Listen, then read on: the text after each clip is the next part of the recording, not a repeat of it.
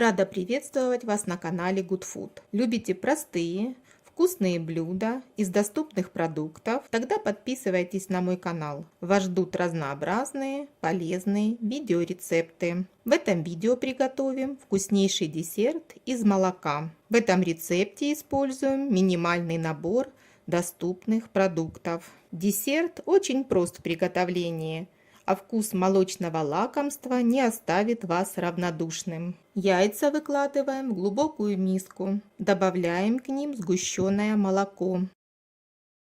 Взбиваем до однородного состояния. Вливаем молоко.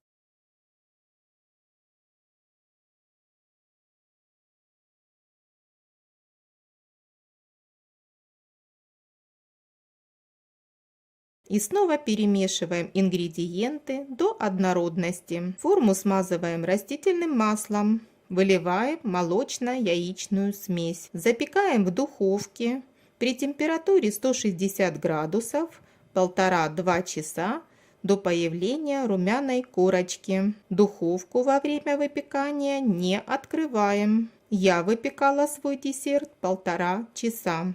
Если вы не хотите получить румяную корочку, тогда вам стоит вашу форму накрыть крышкой и выпекать вместе с ней. Время прошло, достаем наш молочный десерт из духовки и даем ему полностью остыть. Затем разрезаем на порции. Молочный десерт получается очень нежный и воздушный.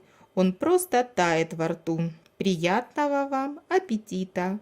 Готовьте с удовольствием. Подписывайтесь на мой канал, не пропускайте полезных видеорецептов.